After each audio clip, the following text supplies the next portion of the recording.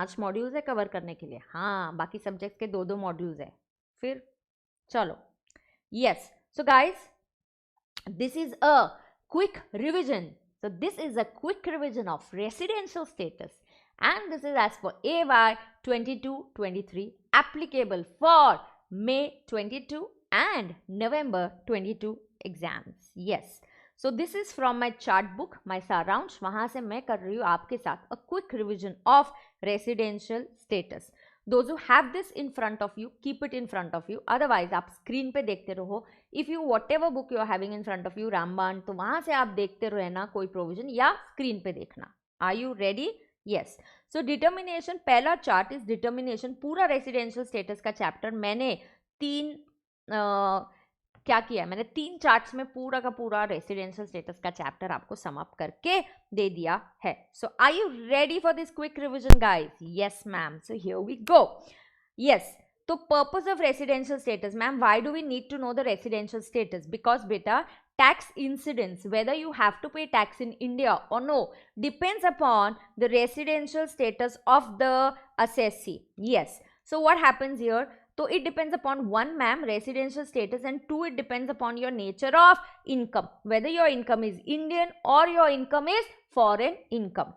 तो ma'am residential status we know can change every year, क्योंकि बेटा ये इंडियन सिटीजनशिप, आपकी सिटीजनशिप, नेशनैलिटी, डोमिसाइल पे डिपेंडेंट नहीं होता. Residential status generally is dependent on, yes, for individual it is dependent on the number of days you are in India. It does not depend upon citizenship, does not depend upon nationality, and therefore your residential status can change every year. Okay ma'am. Now how to determine the residential status of a individual? तो पहले I will start with residential status of individual. Basic condition 6(1). तो section 6(1) gives us the basic condition, and जो पहली वाली basic condition क्या है? In India, in the PY, for 182 days or more, मेरे साथ learn करना है, मेरे साथ learn करना है. Is that clear?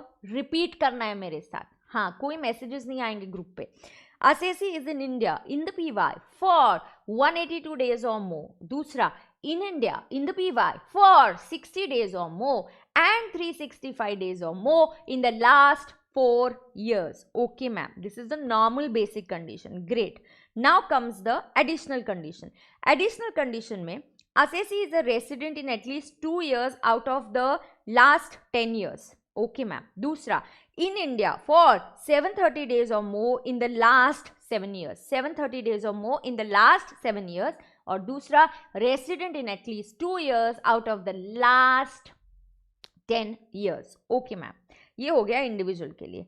क्या इंडिविजुअल के लिए कुछ बेसिक कंसेप्ट्स में एक्सेप्शंस होते हैं? हाँ, यस मैम, होते हैं. तो ये देखो, ये है जनरल, ये है एक्सेप्शन 1 और ये है एक्सेप्शन 2. ऑलरेडी हमने ऐसे ही पढ़ा है. एप्लीकेबिलिटी, सो जो जनरल बेसिक कंडीशन है वो जनरली अप्लाई होगा ही, बाय डिफॉल्ट यही अप्लाई होगा. ये है 182 डेज वाला, yes ma'am, 60 days and 365 days वाला. Okay ma'am. अगर आप आर बन गए देन आपको एडिशनल कंडीशंस के लिए जाना पड़ेगा to decide whether you are a ordinary resident or you are a not ordinary resident. Perfect. आगे exception 1 और exception 2. Ma'am exception 1 applies to Indian citizen who leaves India. Outward arrow याद आ रहा है, मैंने पढ़ाया हुआ आउटवर्ड एरो. तो आप इंडिया के बाहर जा रहे हो फॉर एम्प्लॉयमेंट पर्पस, और you are a member of a Indian ship and you are leaving India because ship is going outside India, you are leaving India, और you are an Indian citizen or a PIO coming to India. So inward arrow, yes. So you are coming to India and your income is up to 15 lakhs. Do you know what is this income? हाँ ma'am, income other than foreign source वाला income up to 15 lakhs, मतलब equal to 15 lakhs और less than 15 lakhs. Okay ma'am, इन लोगों के लिए क्या है exceptional basic condition? 182 जैसा है वैसा ही रहेगा. Okay ma'am. दूसरा, 60 की जगह पे आ जाएगा 182 एंड 365 डेज और more in the last 4 years. So I will use this basic condition if you are a Indian citizen going out और कमिंग इन. Okay ma'am. माने इन शॉर्ट, इंडियन सिटीजन आने पे दिमाग में ट्रिंग ट्रिंग वार्निंग बेल बजनी चाहिए. Okay अगर आप ये बेसिक कंडीशन सेटिस्फाई करने के बाद रेसिडेंट बन जाते हो, then you will have to go to additional conditions. Ma'am additional condition में कोई एक्सेप्शन है क्या? नहीं है, कॉम्प्लिकेट मत करो, एडिशनल कंडीशन सबके लिए, सारे इंडिविजुअल्स के लिए सेम है। ओके उसके बाद देखो, if the person is in India, now second exception, if a person is Indian citizen or is a PIO, okay, and they are outside India, they visit India, so arrow inward, यहाँ outward arrow नहीं है। अब they visiting India but their income other than foreign sources वाला income exceeds 15 lakhs, yes, तो inward arrow दोनों जगह है, यहाँ पे भी है और यहाँ पे भी है, तो income criteria आपको हेल्प करेगा। पहले एक्सेप्शन में income is up to 15 lakh, second exception में इनकम इज एक्सीडिंग 15 lakhs, बरोबर, yes. Now if assessee is in India, यहां क्या कंडीशन होगी मैम? 182 डेज पहली तो है ही, दूसरा 120 डेज और मोर एंड 365 डेज और more in the 4 previous years. Okay ma'am, यहां एक नोट करने वाली ये बात है कि मैम अगर सिर्फ सेकेंड कंडीशन सेटिस्फाई होती है तो असेसी डायरेक्टली बन जाएगा RNOR, और ऐसा हो गया तो आपको एडिशनल कंडीशंस नहीं करनी पड़ेंगी, लेकिन ऐसा नहीं हुआ, if not then go to additional conditions और तुम अपना स्टेटस चेक करके ले लेना। तो ये हुआ हमारा table of basic conditions, exception 1, exception 2। Okay ma'am, आगे डीम्ड रेसिडेंट का कॉन्सेप्ट ये सेक्शन 6(1)(a) में दिया है। Assessee is an Indian citizen. His total income excluding the foreign income exceeds 15 lakhs and सब जगह and है, and he is not liable to pay tax in any other country. Here you can add one point, and that is first you have to check 6(1) and then go to 6(1)(a). Ma'am ये बताने की भी ज़रूरत नहीं पड़ती, ideally ये पहला section है, ये बाद में आता है, पहले 6(1) आएगा फिर 6(1)(a) आएगा, तो पहले 6(1) बाय डिफ़ॉल्ट सीक्वेंस में जाना पड़ता है, तो पहले 6(1) चेक करोगे, वहाँ आप रेसिडेंट नहीं बन रहे हो तो फिर आप 6(1)(a) में जाओगे, ये 6(1)(a) का दरवाज़ा है, आप नॉक करोगे, आप इंडियन सिटीजन हो, आपका इनकम 15 लाख से ऊपर है और आप दूसरे किसी भी कंट्री में टैक्स नहीं दे रहे हो because of your residential status, then only 6(1)(a) का दरवाजा खुलेगा, you will become a deemed resident, and moment you're a deemed resident you're always an RNOR बेटा, yep, you're always a RNOR, बिल्कुल सही। ओके मैम, तो ये sum up मैंने किया residential status of a individual, कितने अच्छे से हमारा यहाँ सम अप हो गया, लेकिन यहाँ मैंने कुछ पॉइंट्स भी दिए। हाँ, जैसे in case you are Indian citizen हो और इंडियन के क्रू मेंबर हो, है ना, यस, तो आप इंडियन क्रू मेंबर हो तो period commencing from the discharge certificate, आप इसको और भी शॉर्ट में लिख सकते हो कि जो भी डिस्चार्ज सर्टिफिकेट पे पीरियड होगा, डिस्चार्ज सर्टिफिकेट, हाँ, कि आप शिप पे कौन सी डेट थे, मुझे याद आ रहा है, आई थिंक वहाँ पे 6 जून से 9 दिसंबर, ऐसे मिस्टर आनंद वाला हमने क्वेश्चन किया है, वो मॉड्यूल में भी है। सो डिस्चार्ज सर्टिफिकेट के जो भी डेज होते हैं it is taken as outside India, बिल्कुल सही। और इसको कौन सी एक्सेप्शन कंडीशन अप्लाई होगी मैम? इसको एक्सेप्शन कंडीशन ही इज लीविंग इंडिया, तो इसको एक्सेप्शन कंडीशन 1 अप्लाई होगी, म्हणजे 182 डेज वाली और दूसरा भी 182 एंड 365 डेज वाली, करेक्ट। और सिर्फ डेज काउंटिंग में आपको याद रखना है, जो भी डेज डिस्चार्ज सर्टिफिकेट पे मेंशन्ड है वो अज्यूम किया जाएगा you are outside India. Okay ma'am, अब देखो how to calculate income other than foreign income, कौन सा इनकम इंक्लूड करना है और कौन सा नहीं। क्या इंडियन इनकम को इंक्लूड करना है? जी हाँ। फॉरेन इनकम को इंक्लूड करना है? जी नहीं। Foreign income business control from India को इंक्लूड करना है? यस करना है, बिल्कुल सही। तो अगर आप जैसे ये क्वेश्चन पे हमने आनंद सर वाला क्वेश्चन किया है, ये जो टेबल है बेसिक कंडीशन वाले, इस पे हमने ब्रेटली और श्रीनाथ वाला क्वेश्चन किया है, ये भी मॉड्यूल में दिया गया क्वेश्चन है कि कब एक्सेप्शन 1 कब एक्सेप्शन 2, ये ब्रेटली वाली कंडीशन हमने सॉल्व करके हमने सीखा है, यस। और यहाँ पे अगर आपको कुछ नोट करना है, जैसे एक पॉइंट यहाँ पे नहीं है, तो यू कैन जस्ट नोट कि while counting the number of days in India, या सो डे ऑफ अराइवल, तो आई डोंट नो ये कहीं मेरे अदर पॉइंट्स में है कि नहीं, बट मैं यहाँ पे नोट कर देती हूँ कि day of arrival and day of departure will be counted as in India, and day of departure will be counted counted as in India, correct. So आप जिस दिन डिपार्ट कर रहे हो उस दिन भी अज्यूम किया जाएगा, उस डेट को इंडिया में काउंट किया जाएगा, और जिस दिन आप अराइव कर रहे हो उस दिन को भी इंडिया में माना जाएगा। Is this clear? So देखो one particular chart and this is cleared everything relating to a individual. Okay मैम, अब रेसिडेंशियल स्टेटस, बचे हुए असेसीज का रेसिडेंशियल स्टेटस हम अंडरस्टैंड करेंगे, करेक्ट। रेसिडेंशियल स्टेटस और यहाँ बिजनेस कनेक्शन है, दैट्स इट। और फिर यहाँ पे significant economic presence, deem to be received in India, accrue का मीनिंग, या this is simple again, yes, okay. So here, now we will see how to determine residential status of other assessees. In chart 1, I did residential status of individual. Okay? हाँ ma'am, तो ये देखो, these are very nice colorful charts. बहुत summarize किया मैंने.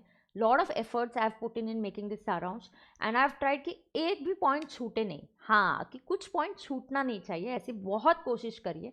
एक हाथ कुछ छूट जाता है और आपको ध्यान में आता है रामबाण में है, तो आप तुरंत यहाँ पे नोटिंग कर लीजिएगा. यस, नाउ यहाँ से residential status of HUF. Okay ma'am, residential status of HUF depends upon control and management. Control Holi in India will be a resident, wholly outside India will be a non-resident, partly in India and partly outside India भी resident ही माना जाएगा. Okay ma'am, तो ma'am HUF को further status होता है क्या? हाँ, सिर्फ इंडिविजुअल और HUF को फर्दर स्टेटस होता है. कौन सा स्टेटस? ऑर्डिनरी रेसिडेंट का एंड नॉट ऑर्डिनरी रेसिडेंट का. ओके, हाँ, सिर्फ इंडिविजुअल और HUF को होता है फर्दर स्टेटस. कौन सा फर्दर स्टेटस बताओ मुझे? ऑर्डिनरी रेसिडेंट या not ordinary resident. Okay, now HUF का further status depends upon additional conditions. Who should satisfy this additional conditions? कर्ता. अगर कर्ता both additional conditions satisfy करता है, he becomes an ROR. And if karta satisfies one and none of the additional conditions, he will become an RNOR. Okay ma'am, yes. Note, the place of control and management is the place where the head sits or where the powers are situated. Okay ma'am, आगे जाएंगे.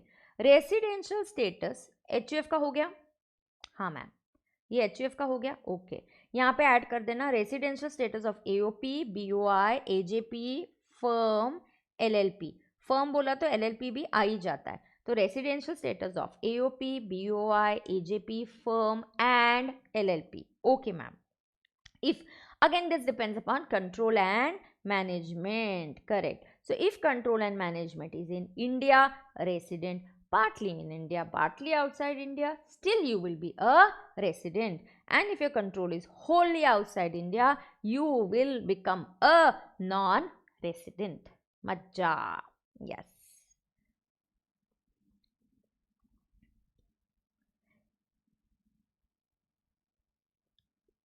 Yes, they have no further status ना. इनको further status होता है क्या? नहीं, no further status. Further status of ordinary and not ordinary ये किसको होता है मैम? ये सिर्फ और सिर्फ इंडिविजुअल और HUF को होता है. Okay, now let us read here. Residential status of a company. Company अगर इंडियन कंपनी है तो इट इज ऑलवेज रेसिडेंट. खत्म. Indian company is always a resident. See I tell you one more thing, सब highlight नहीं करने का. And में जब तुम पढ़ने बैठोगे ना, ये भी येलो, वो भी येलो, सब जगह yellow yellow, you don't understand. Make boxes, keywords. I had done that in my inter final. मेरे हम तभी ना सब सब्जेक्ट्स के लिए क्लासेस नहीं होते थे, तो कुछ सब्जेक्ट्स हम खुद से पढ़ते थे और मॉड्यूल से पढ़ते थे. तो मॉड्यूल में मैं ये कीवर्ड्स मार्क करके रखती थी. तो जैसे ही मेरा एग्जाम हो जाता था, I remember my friends, my juniors from my firm articleship used to say can we borrow your module. तो वो लोग मेरे मॉड्यूल से पढ़ते थे एंड सो फ्रेंड्स को हम देते थे. And then why? Because then they used to say अरे तुम्हारा सब मार्किंग क्या है, वो कीवर्ड्स है, तो वो ईजी जाता है, हेल्प करता है. So this is how you should also understand कि कीवर्ड्स, मेरा ऐसा मानना है कि आप कीवर्ड्स का मार्किंग करते जाओ मेरे सब्जेक्ट में, ठीक है ना. So a company is treated as a resident in India. अगर कंपनी इंडियन कंपनी है तो it will always be resident in India. If it is not a Indian company then it will be dependent on POEM. खत्म. If it's not a Indian company it will be dependent on POEM. POEM is in India then you will be resident in India. POEM का concept OECD, Organization for Economic and Cooperation and Development. You don't need to learn this. You just need to know the concept of poem. And poem is effective management. हाँ, जैसे ये decision नहीं करना कि चाय कहाँ से मंगाएंगे, प्रिंटिंग के लिए पेपर ये और ये दुकान से लेंगे या वो दुकान से लेंगे, यार ये मैनेजमेंट के डिसीजन नहीं है, इफेक्टिव मैनेजमेंट डिसीजन, बिजनेस वाले इंपॉर्टेंट डिसीजन. यस, आपको एग्जाम में चिंता करने की जरूरत नहीं, आपको डायरेक्टली दिया जाएगा. The effective place of management was in India, then POEM is in India, then you will be Indian company. POEM is outside India, then you will be a non resident. Okay, POEM is in India, you will be resident. POEM is outside India, you will be a non resident. Okay, ये क्या है यहाँ पे देखते, एक minute. Business connection, क्योंकि just हमने किया है तो एक बार पढ़ लेते हैं. बिजनेस कनेक्शन मैंने आपको बोला था, ये देखो, there is what is business connection. Now first, why do I need to know business connection? क्योंकि मैम अगर इंडिया में बिजनेस कनेक्शन की वजह से इनकम अराइज हुआ, income from business connection this accrues, see income accrues from business connection अगर होता है तो it accrues in India. What is business connection? I तो थिंक आपका हैंड रिटन चार्ट मेरे चार्ट से कभी भी बेटर है. हाँ, तो अगर आपने इसके लिए चार्ट बनाया तो great, but can I we make hand written chart for income tax? It's a very very vast syllabus. नहीं, सो डिफिकल्ट होता है, इसलिए ये मैं आपको रेडीमेड देती हूँ. जीएसटी के लिए मैं बढ़िया, मतलब इतना बढ़िया, and I call that book as a brain mapping book. अगर आपके कोई सीनियर्स होंगे, आपके कोई फ्रेंड्स होंगे जिन्होंने मुझसे क्लास की है, आप उनसे सिर्फ पूछिए कि यार वो ब्रेन मैपिंग बुक कैसी बनी है. इतनी ब्यूटीफुल बच्चे मेरे साथ वो ब्रेन मैपिंग बुक बनाते हैं और वही रिपीट करते हैं क्लास का क्लास में. जीएसटी फिर लर्न हो जाता है. अब देखो, what is business connection? Business connection can be direct. Agent Ram of NR Shyam, see what he does, he secures orders and enters into a contract, and he does all this on behalf of the principal. Yes, so he does all the business on behalf of the principal. Now agent Ram is an agent of NR Sham, but he, one minute, but secures orders and enters into contract for, इधर नाम बदलेंगे, मज्जा, शाम नहीं, he secures, good, साथ में कर लिया तो करेक्शन हो जाएंगे. he secures orders and enters into a contract for Shyam Ram, क्या नाम दूँ अभी, धाम, धाम, एनआर, धाम नाम नहीं है, कुछ और नाम दो मुझे.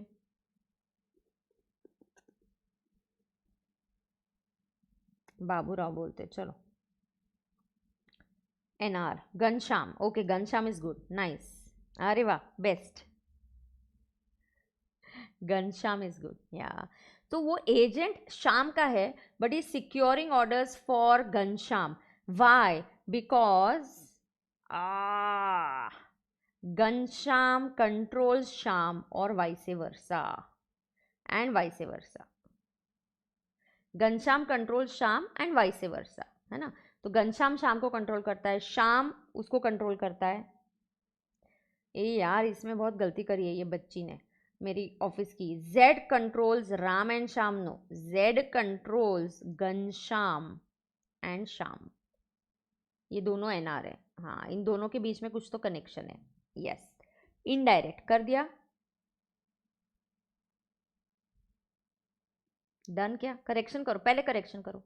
एजेंट राम, ये एनआर का श्याम का एजेंट है, बट वो घनश्याम के लिए काम कर रहा है. क्यों मैम? घनश्याम और श्याम एक दूसरे को कंट्रोल कर रहे हैं, या कोई कॉमन पर्सन उन दोनों को कंट्रोल कर रहा है. ठीक है, कर दो. There is no business connection if the agent is having independent status. So there is no business connection if the agent is having independent status. Done क्या? There is no business connection if agent is having independent status.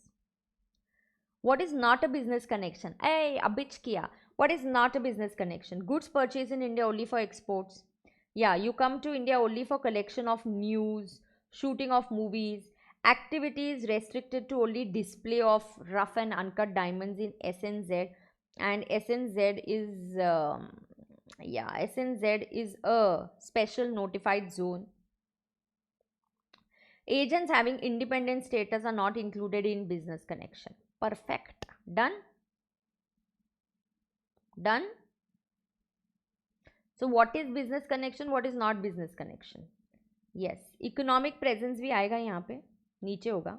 Yes, देखो, significant economic presence of a NR, significant economic presence will also be treated as business connection. Yes, will be treated as business connection.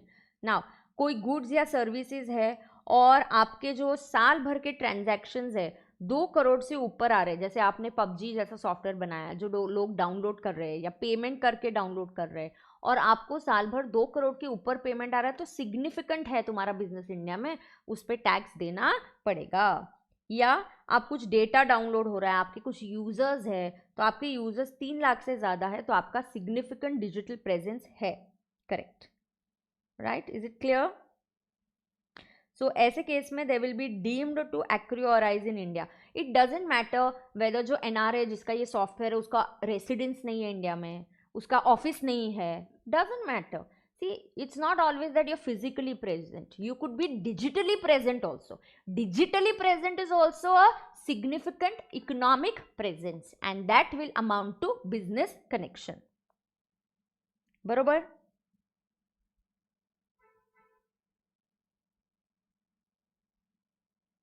Okay.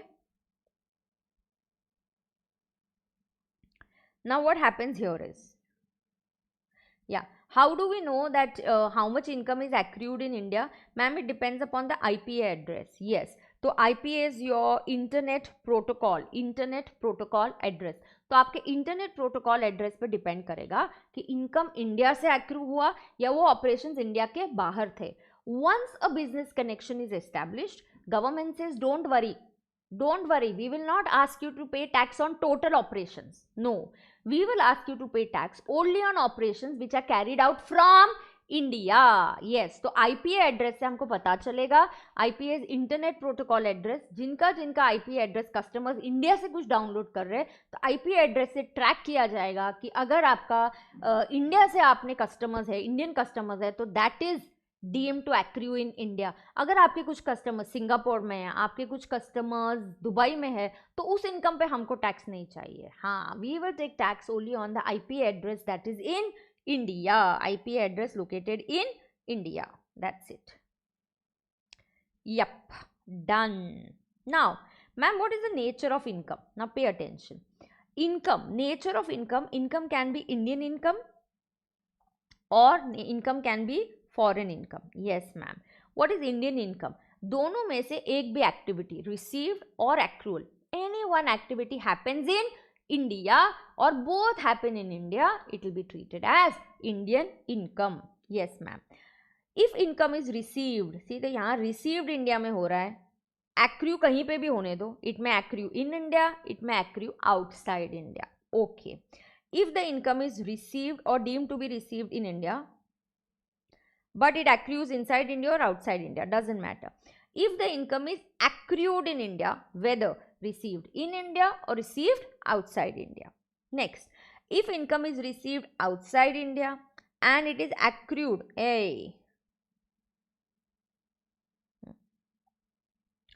sequence may be different here, received or deemed to be received and accrued in same time. यहाँ पे accrued or received both in India, Indian income. If income is received in India, accrued outside India, okay, यहाँ received outside India but accrued in India, correct. So आप 1, 2 and 3 पढ़ोगे, so this is Indian income. Ma'am how? पहले में बोला है sequence में भी different, received and accrued both in India, okay. Received in India, accrued outside India, एक चीज इंडिया में हुई, Indian income, very good. Accrued in India, received outside India, doesn't matter. Okay, ma'am. Foreign income is an income which both is happening outside India. So यहाँ पे both outside India हो रहा है. Both is outside India. मज्जा. Correct. Ma'am, when does income accrue in India? तो यहाँ पे देखेंगे. Income accrues in India means what? Okay. Income accrues in India means there is business connection in India. Okay. Property or the source is situated in India. Capital gain arises on transfer of a capital asset and the capital asset is in India. Okay, ma'am. For salary, place of accrual is place where service is rendered. So, agar service is rendered in India, salary will accrue in India. Correct. Now, income from salary, किसका? अगर employer is government of India, employee is a Indian citizen, it will accrue in India irrespective of wherever you provide the services. लेकिन इसमें ये भी याद रखना, इसमें से सिर्फ परक्विजिट्स और ऐसे अलावेंसेस जो इंडिया के बाहर दिए हैं उस पर टैक्स नहीं लगता, दे आर एग्जम्प्ट. इस कॉन्सेप्ट पे मैंने किया है डेविड वाला क्वेश्चन. सो डेविड वाला क्वेश्चन हमने किया जहाँ वो कैनेडियन एम्बेसी में काम कर रहा है और गवर्नमेंट ऑफ इंडिया उसका एम्प्लॉयर है, he is rendering services outside India, still we set the salary will accrue in India. So when government of India is the employer and citizen जो employee है is a Indian citizen, let him render services anywhere, the salary will always accrue in India. However, when government of India pays any allowances outside India or any perquisites outside India to such employees, it shall be exempt from tax. So David वाला question जो module में भी है और मेरे notes में भी है, उसका जो फॉरेन अलाउंसेस है हमने एग्जम्प्ट कर दिया था. Okay ma'am. Dividend paid by a Indian company will also accrue in India. In case of interest, royalty and technical fees it depends upon pair. बिल्कुल सही. पेयर अगर paid by government of India, it will always accrue in India. It will always accrue in India. It will always, if it is paid by a resident, it will always accrue in India except when the business, project or the source is situated outside India. And in case the payment is made by NR, it will always accrue outside India except when it is for a payment source situated in India. Okay. Last, अगर resident NR को gift दे रहा है, yes, so there is a person resident is gifting to a NR, so any property, any sum of money gifting by resident to NR, it will be deemed to accrue in India और उस NR को gift मिलने पे India पे tax देना पड़ेगा. Ma'am क्या gift मिलने पे टैक्स लगता है? हाँ लगता है, हम सीखते हैं और ये कवर होता है in the chapter of IOS. Correct. Then just एक मेंशन किया गया है what is royalty, what is technical fees. या so royalty is nothing but a right to use any asset, any idea, use any patent, any idea, any formula, trademark. Movies का distribution भी royalty माना जाता है. Okay ma'am. Right to use a computer software is also a royalty. Okay. Technical fees में management, technical या consultancy services भी cover की जाती है. ओके. यहाँ अब ये आखिरी वाला पार्ट जो कंबाइन करता है आपका रेसिडेंशियल स्टेटस और आपका nature of income. The final question which the nation wants to know, do I have to pay tax in India? Correct. So Indian income है तो इसके ये रूल्स है कि Indian income is always taxable in India. So Indian income is always taxable in India. yes yes yes and yes irrespective of your residential status. यार तुम्हारा status देखना ही नहीं है. क्यों? अरे तुम इंडियन इनकम कमा रहे हो तो obviously it is going to be taxable in India. Foreign income, foreign income में ये 2A कर दो. हाँ ये ऐसा नंबरिंग करो 2A तो आपको इजी जाएगा. 2A 2B कर दो. हाँ तो आपको अपने एग्जाम्पल वही याद आ जाएगा. हाँ तो नंबरिंग रामबाण से सेम रहेगा, वैसे कुछ गड़बड़ नहीं है, सिर्फ बता रही हूँ. फॉरेन इनकम, बिजनेस कंट्रोल और सेटअप और profession is setup in India. तो ROR को तो इंडिया में टैक्स देना ही है. सी ROR के लिए क्या रूल है ma'am? ROR has to pay tax in India on his global income. तो ROR में सब जगह यस आना है. हाँ ROR has to pay tax in India on his global income. Exactly. NR will pay tax in India only on his Indian income. Yes, वो बोलेगा मेरा क्या संबंध है इंडिया से, हाँ मैं क्यों टैक्स दूँ? अरे सर नाराज मत हो जाओ. Pay tax only if you are earning Indian income, बाकी सब जगह no no and no.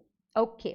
RNOR, हाँ RNOR इंडियन इनकम पे तो टैक्स देगा, सिर्फ ये 2A वाले इनकम पे देगा. क्यों ma'am? Because there is some control और setup in India and there is no control or setup in India, it's outside India, then he will not give tax. Other foreign income पे no tax. Ma'am ये other foreign income में क्या आता है? जैसे dividend of a foreign company, bonds outside India, उस पर आपने इंटरेस्ट कमाया, तो ये अदर फॉरेन इनकम में जाता है, फिर इस पर टैक्स नहीं लगता। अब मैं 2A वाला एक बार एग्जाम्पल सिर्फ आपको समझाती हूँ। 2A मतलब हमने क्या कवर किया, देखो, my business is in Sri Lanka, मेरा बिजनेस किधर है, श्रीलंका में।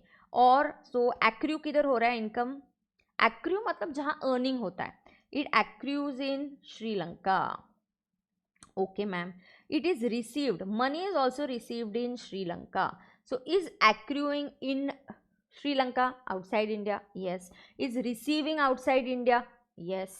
So this is definitely foreign income, obviously. So this is what income beta, this is foreign income, correct.